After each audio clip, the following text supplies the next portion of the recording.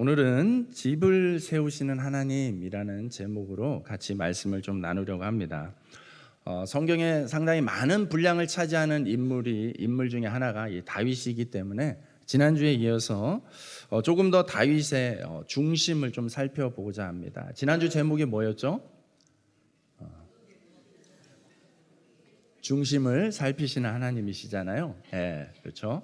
그 하나님께서 기뻐하시는 그 중심, 다윗의 중심이 무엇인가 우리가 조금 더 연결해서 좀 보려고 합니다. 이어서 보려고 하는데, 여러분, 우리는 신앙생활이라는 걸 하고 있잖아요. 우리의 신앙생활은 조금 더 풀어서 설명하면 뭘까요? 하나님을 믿는다는 것이죠. 그죠? 하나님을 믿는 게 신앙생활입니다. 여기 교회라는 공간에서 성도들 만나서 교제하는 게 신앙생활이 아니라, 물론 그것도 한 부분에 포함은 되지만 본질적으로 우리가 신앙생활을 한다 했을 때 그 신앙을 풀어서 설명하면 하나님을 믿습니다, 하나님을 믿는다라는 것이거든요. 그러면은 그 이야기를 한 번 더 설명을 해본다면 하나님을 믿는다라는 것은 또 무엇이냐는 것이죠.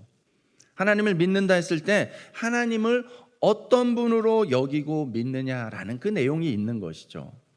하나님을 어떻게 믿고 이해하느냐에 따라서 우리의 신앙의 태도가 형성이 되는 것입니다. 그렇기 때문에 여러분, 그렇게 묻고 싶습니다. 여러분은 하나님을 어떤 분으로 이해하고 믿고 계십니까? 여러분에게 있어서 하나님은 어떤 분이고, 여러분 1대1 하나님과 여러분 사이의 그 관계는 어떠한 관계냐는 것을 묻고 싶습니다. 여러분, 사무엘서에서 전하는 중요한 메시지 중에 하나가 이것입니다. 하나님과의 관계가 어떠하느냐에 따라서 그 인생의 결이, 그 인생의 결론이 달라진다라고 이야기하고 있습니다. 그래서 사무엘하 3장 1절 말씀에 보면은 사울의 집과 다윗의 집 사이에 전쟁이 오래매 다윗은 점점 강하여 가고 사울의 집은 점점 약하여 가니라. 아멘. 여러분, 사울의 집은 점점 약하여졌습니다. 그런데 다윗의 집은 점점 강하여졌습니다. 이게 바로 두 집안, 하나님 앞에서 상반된 태도를 가졌던, 하나님 앞에서 상반된 신앙을 가졌던 두 집안의 결론적인 부분을 이야기하고 있는 것입니다. 여러분, 사울의 집은 북쪽 이스라엘 진영을 대표하는 다스렸던 왕이고요, 다윗의 집안 하면은 유다 지파를 중심으로 해서 남쪽을 다스렸던, 그러니 아직은 남과 북이 통일되지 않은 상태, 그 상태 속에서 이 집안의 형세를 이야기하고 있는 것입니다. 하나님은 다윗의 집안을 이스라엘 역사에서 최고의 가문으로 드디어 일으켜 세우십니다. 하나님이 다윗에게 이 시점에 새로이 언약하신 내용에 의하면 앞으로 이스라엘을 다스릴 왕은, 하나님이 인정하는 왕은 이 다윗 집안에서만 나온다는 것이에요. 할렐루야. 여러분, 그래서 예수님도 다윗 집안에서 나온 거예요. 예수 그리스도를 염두에 두고 다윗이라는 한 집안을 하나님께서 택하셨어요. 그래서 그 집안을 통해서 믿음의 혈통이 이어지게끔 만드셨고, 그래서 우리의 메시아 예수 그리스도, 우리의 왕 대신 예수 그리스도를 이 다윗 집안을 통하여서 우리에게 보내주셨다는 사실입니다. 여러분, 어떻게 다윗이라는 사람 도대체 하나님께 뭘 얼마나 잘했기에 이렇게 놀라운 축복을 받을 수 있었던 것일까? 우리는 이런 의심이, 이런 궁금증이 생깁니다. 여러분, 이 부분에 대해서 성경은 또 답을 하고 있습니다. 다윗의 아들 솔로몬이 그 비결을 깨닫고 정리한 내용이 있습니다. 여러분, 솔로몬은 누구죠? 다윗의 아들. 그렇죠. 다윗의 아들 솔로몬이, 솔로몬은 지혜의 왕입니다. 지혜의 왕. 그렇죠? 지혜롭기로 소문난 지혜의 대명사라고 불려지는 이 솔로몬, 그 솔로몬이 아버지 다윗의 인생을 누구보다 가까이 보지 않았겠습니까? 아버지 다윗에 대해서 누구보다 잘 알고 있지 않을까요? 그런 그 지혜자 솔로몬이 시편 127편 시를 하나 기록한 내용이 있습니다. 시편 127편의 내용이 1절 2절만 좀 보도록 할 텐데요. 한번 읽도록 하겠습니다. 시작.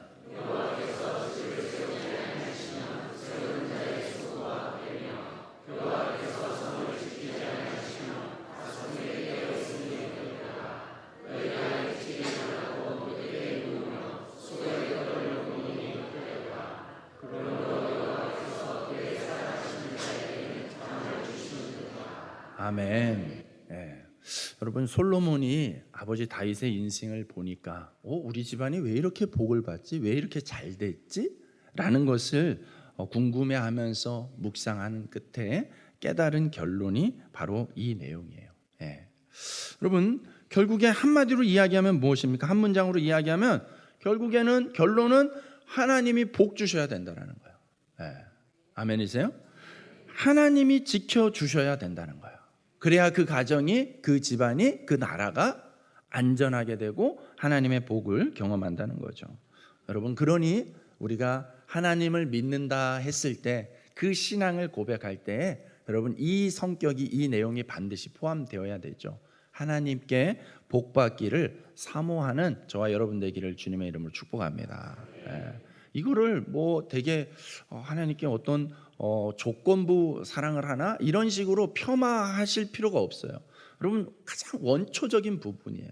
여러분, 우리는 하나님의 복이 아니면, 하나님께서 공급하시는 은혜가 아니면 살아갈 수 없는, 온전한 모습으로 이 땅을 이겨낼 수 없는 연약한 인생임을 우리는 인정하고 깨달아야 되는 것입니다.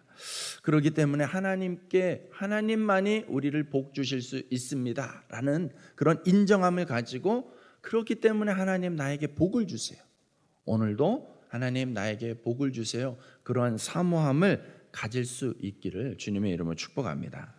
여러분, 오해하지 마십시오. 이 시편 127편 1절 2절을 잘못 읽으면 일찍 일어나고 늦게까지 일하거나 공부하는 그 수고가 다 헛짓거리구나, 이렇게 적용하고 이렇게 이해하는 거는 이 말씀을 굉장히 왜곡시키는 겁니다. 여러분, 솔로몬이 그 얘기를 하고자 하는 게 아니잖아요, 그렇죠? 솔로몬이 오늘 이렇게 표현하고 있는 것은 하나님에 대한 고백인 거예요. 자기가 살아보니, 자기 아버지가 사는 모습을 보니 결국에는 하나님이 이 인생의 키라는 거예요. 마스터 키라는 거예요. 여러분, 하나님은 어떤 분이십니까? 하나님은 성실한 분이세요. 누구보다 성실한 분이세요. 시편 121편 4절 말씀을 한번 같이 읽겠습니다. 시작.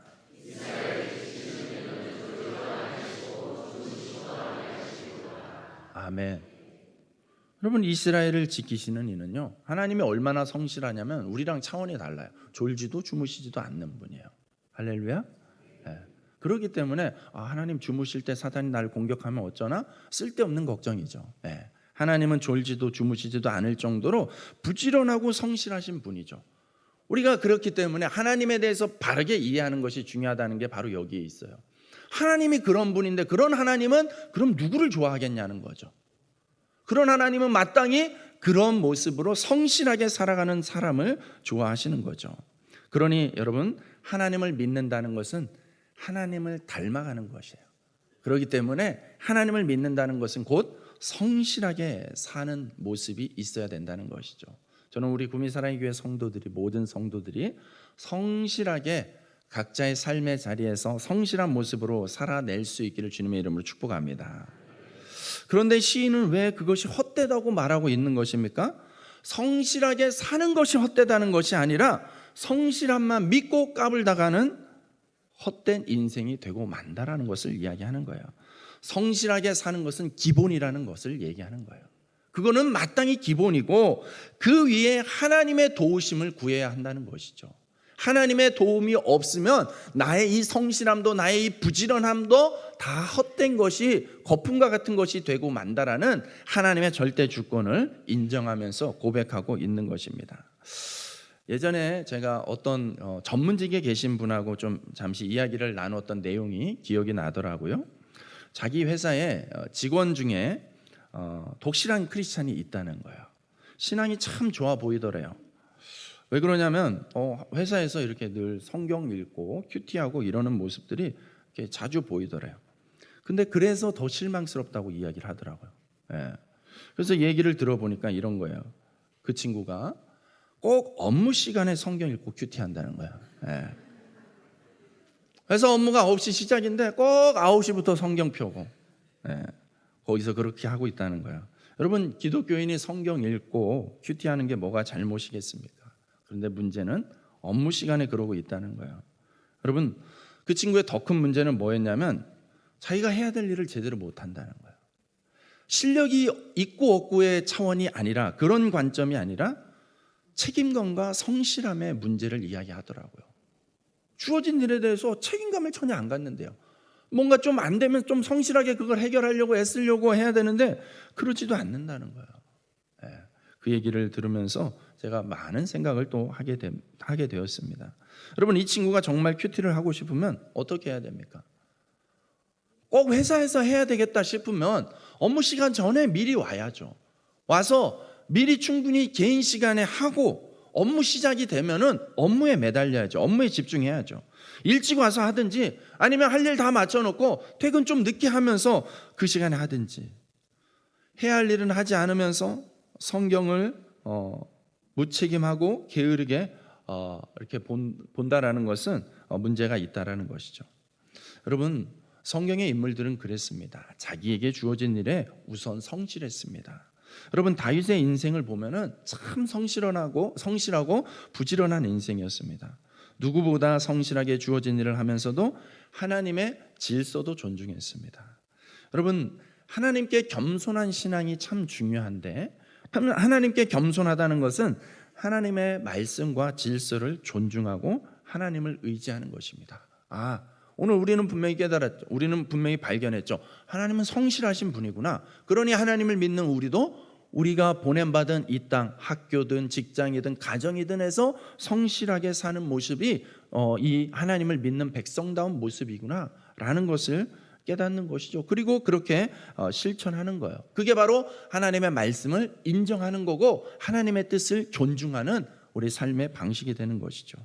여러분, 다윗은 어땠습니까? 사울과 요나단이 블레셋과의 전쟁에서 죽었다는 소식을 듣게 됩니다. 그리고 매우 슬퍼했습니다.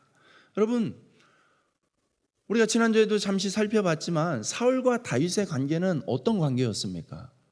원래 장인어른과 사위의 관계이긴 했지만은 그 사이가 어긋나는 바람에 어떻습니까? 사울의 마음속에 질투가 사로잡으면서 다윗을 죽이려고 했죠.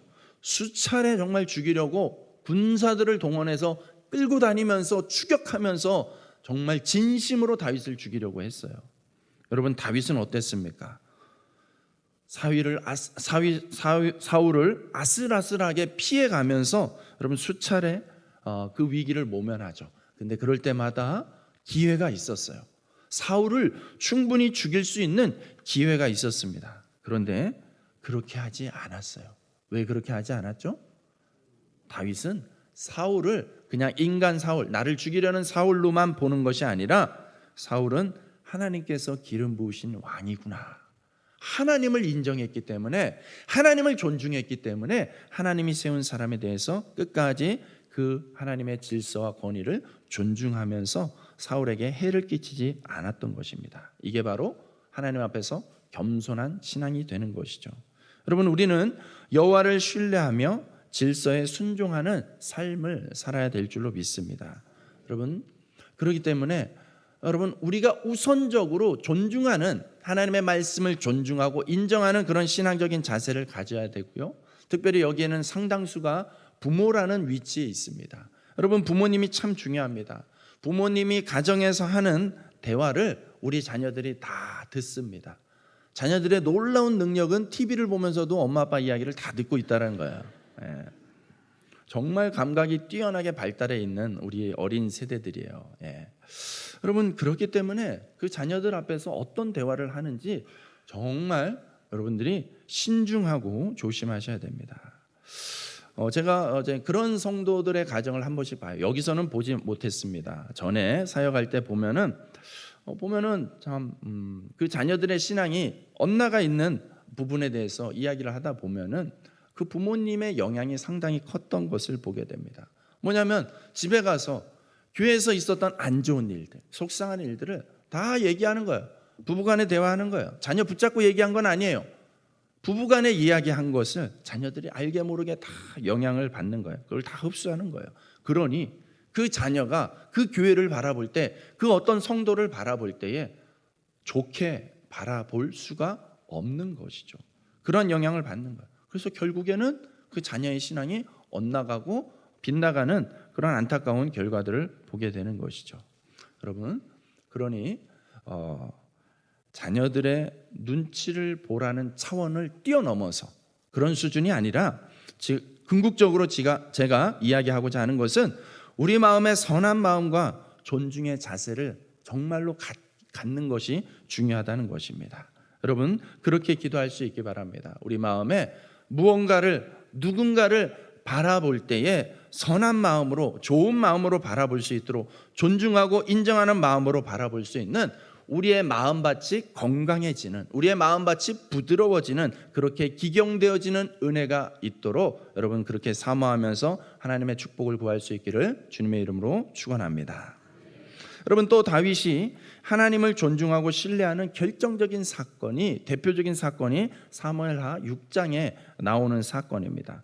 사무엘하 6장 1절과 2절 말씀 한번 같이 읽겠습니다. 시작.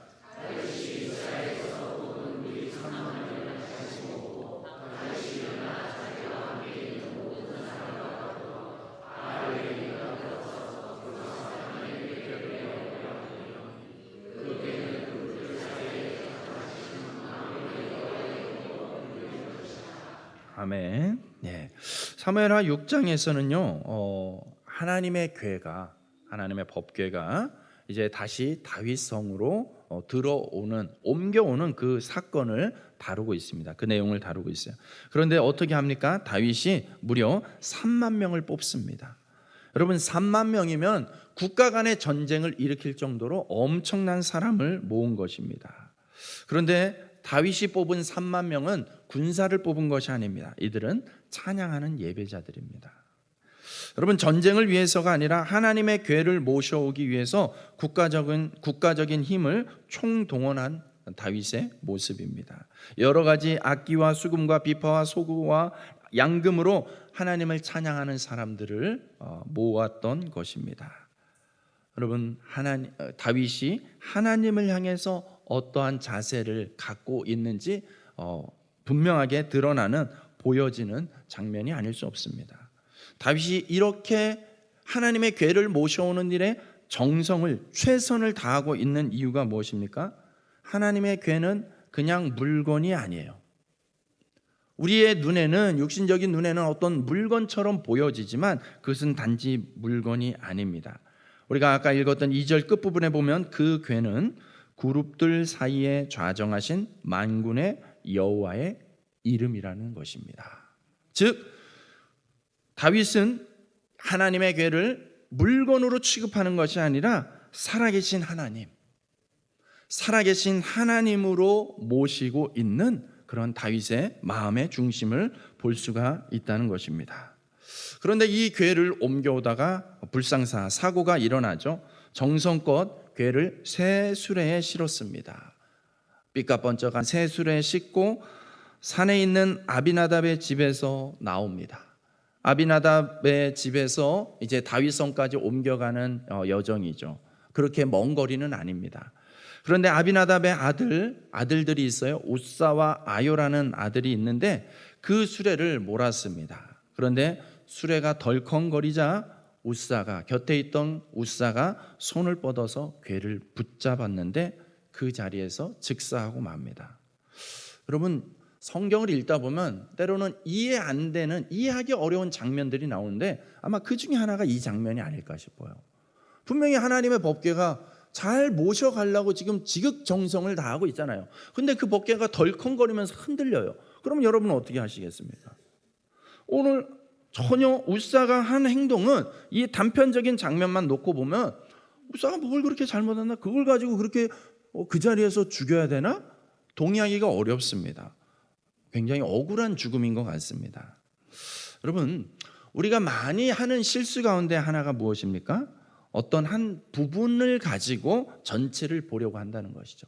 어떤 한 부분만 보고 판단할 때에 여러분 우리는 오해하기가 참 쉽다라는 것입니다. 여러분, 그래서 신앙이 성숙한 사람일수록 이런 생각을 잘합니다. 아, 그분이 무슨 사정이 있겠구나. 한번 따라 하시겠습니다. 아, 그분이 무슨 사정이 있겠구나. 여러분, 굉장히 중요한 표현입니다. 여러분의 옆에 계신 분에게 그렇게 한번 격려하시면 좋겠습니다. 아, 그분이 무슨 사정이 있나 봐요. 이렇게 인사하시기 바랍니다.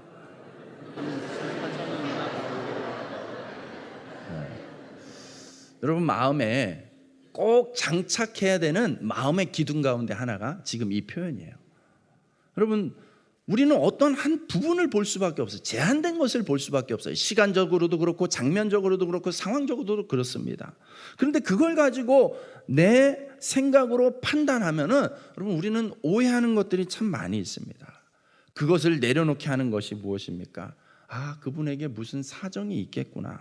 여러분, 예수님과 베드로가 대화할 때에 예수님이 베드로에게 그러죠. 야, 저기 깊은 데로 가서 오른편에다 그물을 던져라. 이렇게 얘기합니다.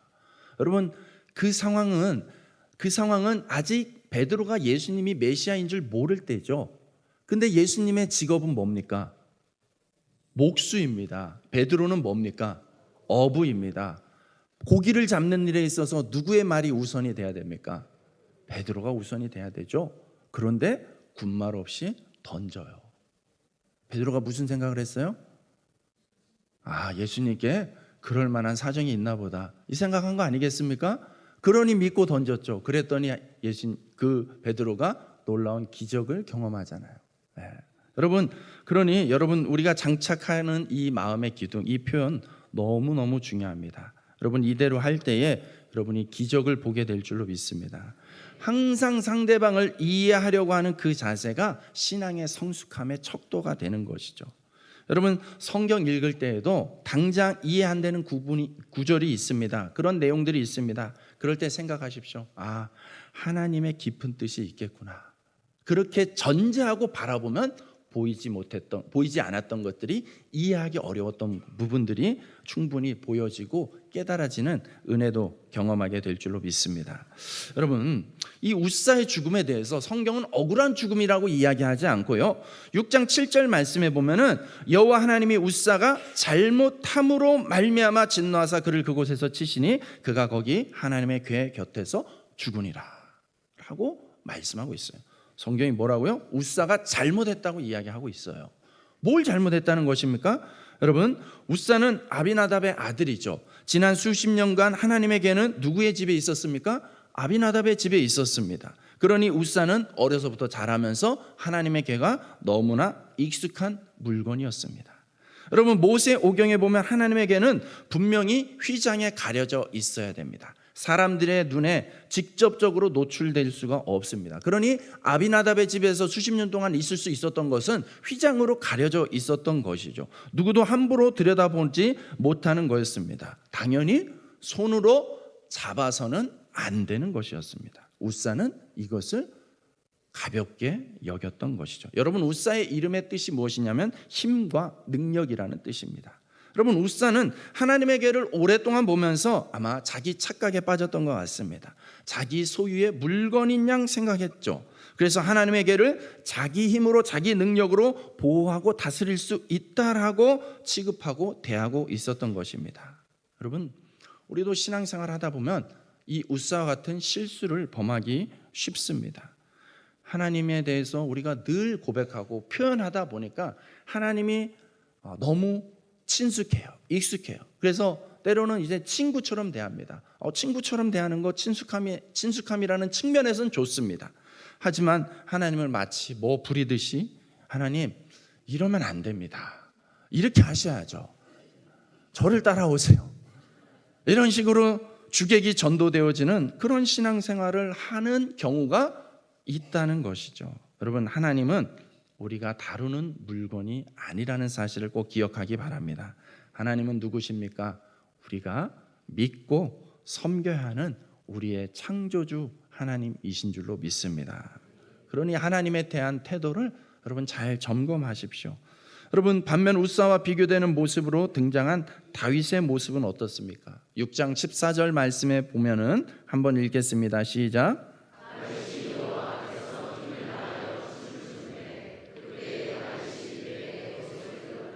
아멘. 다윗이요 정말 정결한 그 예복을 입고요 여호와 앞에서 춤을 춥니다. 어떻게 춤을 췄어요?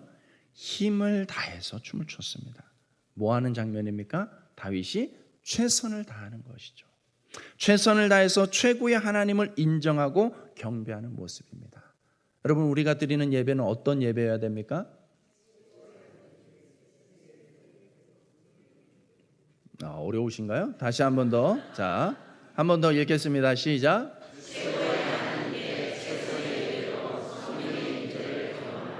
아멘. 동의되시나요? 다윗의 마음으로 우리가 예배하자라는 그런 구호입니다. 최고의 하나님께 최선의 예배를 드리는 것이 너무너무 중요합니다.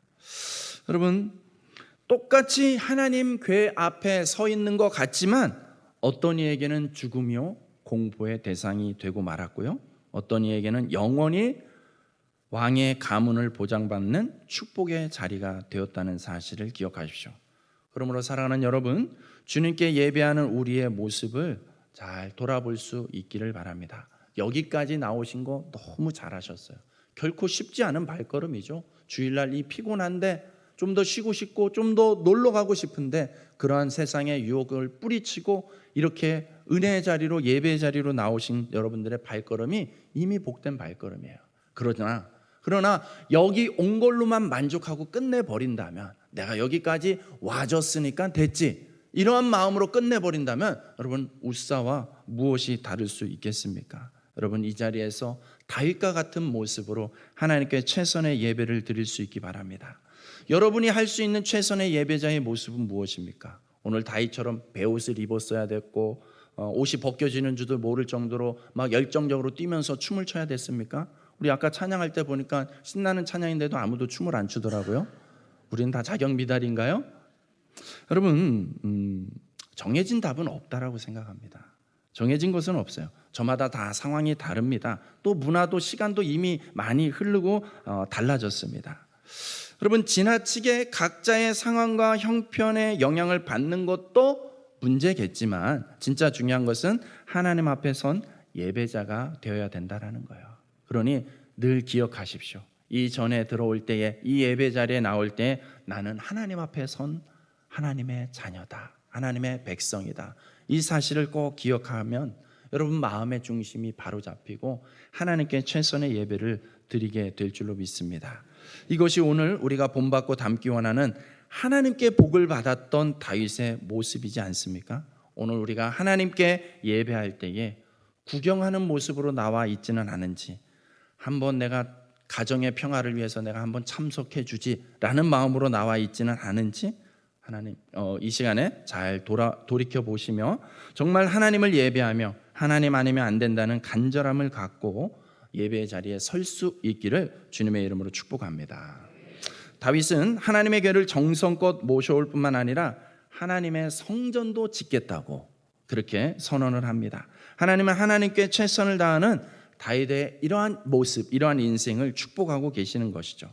그래서 오늘 우리가 읽었던 본문 8절 9절 말씀에 부분을 한번 읽어보면은, 내가 너를 목장 곧 양을 따르는 데에서 데려다가 내 백성 이스라엘의 주권자로 삼고 내가 너와 함께 있어 내 모든 원수를 내 앞에서 멸하였은즉 내 이름을 위대하게 만들어 주리라. 아멘. 여러분, 아까 솔로몬이 했던 고백의 표현을 기억하시죠? 여호와께서 지키지 않으면 파수꾼의 수고가 헛되다라는 그 표현처럼 여러분, 오늘 다윗의 집안을 일으키고 세워주시는 분은 하나님이세요. 내 백성 이스라엘의 주권자로 하나님이 세우셨습니다. 내 모든 원수를 내 앞에서 멸하시는 것도, 보호하시는 것도 하나님이십니다. 내 이름을 위대하게 만들어주는 것도 하나님이십니다. 주어가 누굽니까? 주체가 누굽니까? 하나님이십니다. 여러분, 우리 인생의 주체는 누가 되어야 됩니까? 하나님이십니다. 그것을 인정할 때 오늘 우리가 흡사 다윗과 같은 모습으로 예배할 수 있는 것이 가능합니다. 그래서 13절 말씀에 보면은 13절 말씀 한번 읽겠습니다. 시작.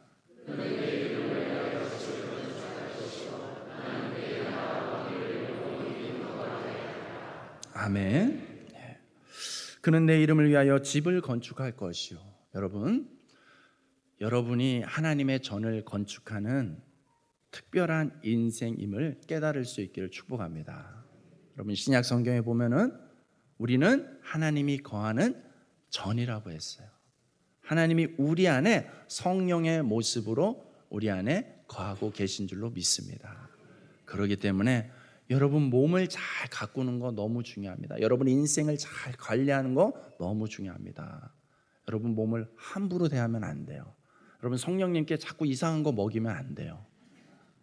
좋은 것을 먹이시고 몸을 건강하게 잘 관리하시고 여러분 특별히 영적인 것들이 채워지도록 하나님의 전을 건축하는데 힘쓸 수 있기를 축복합니다. 그렇게 하나님의 전을 전심을 다해서 건축하고 세워나갈 때에 나는 그의 나라 왕위를 영원히 견고하게 하리라. 다윗에게 부어진 축복이 오늘 우리에게 약속되어진 줄로 믿습니다. 여러분에게 왕위가 주어진다라는 사실 여러분 생각만 해도 설레이시죠? 별로. 여러분이 경복궁에서 산다고 생각해 보십시오. 설레이십니까? 여러분 지난주에 말씀드렸잖아요. 우리의 신분은 왕족이라고요. 하나님의 택함 받은 왕족이라는 거예요. 영적인 왕위를 얘기하는 거예요. 그렇기 때문에 여러분 우리의 신분이 달라졌고 하나님이 우리에게 그 영원한 왕족의 신분을 약속하고 계시다는 사실이에요. 여러분 우리가 사모하면서 받게 되는 이 축복이 있음을 여러분 깨닫고 확신하고 여러분 이 축복을 더 사모하면서 하나님께서 나에게 이와 같은 축복을 약속하셨습니다 라고 기도하며 선언하며 그러한 깨달음으로 믿음의 확신으로 살아갈 수 있기를 주님의 이름으로 축복합니다. 여러분 왕이 될 뿐만 아니라 하나님은 더 친숙한 표현을 쓰고 계세요. 이어서 14절 말씀 한번 마지막으로 읽겠습니다. 시작.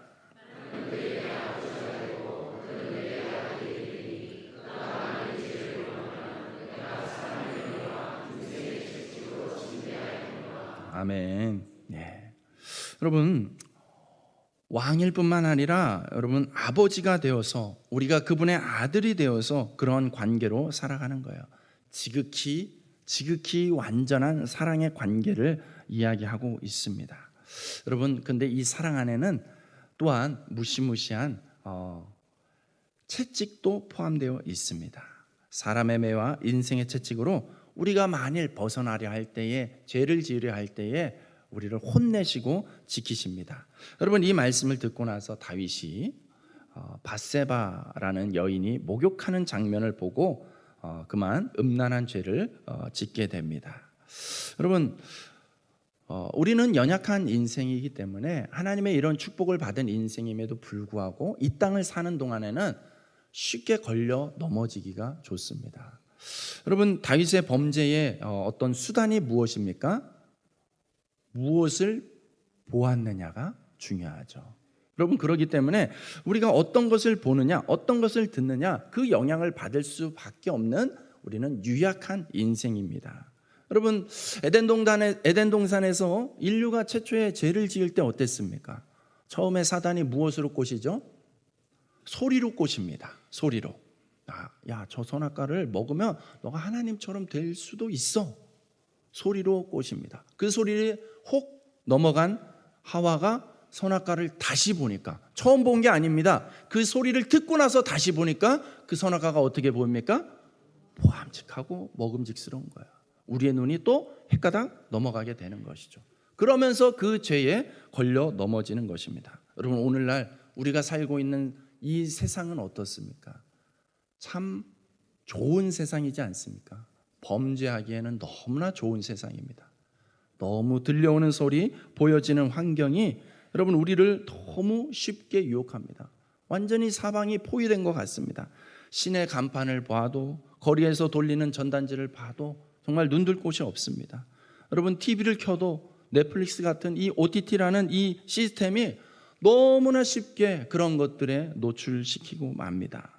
여러분, 그러므로 우리가 또 하나님의 축복을 구할 때에 하나님께 구할 축복의 내용 중에 하나가 여러분 보고 듣는 것에 하나님 분별의 지혜를 주십시오. 성령의 보호하심을 주십시오. 그렇게 구하며 여러분 우리를 죄의 유혹으로부터 이겨낼 수 있기를 주님의 이름으로 축복합니다.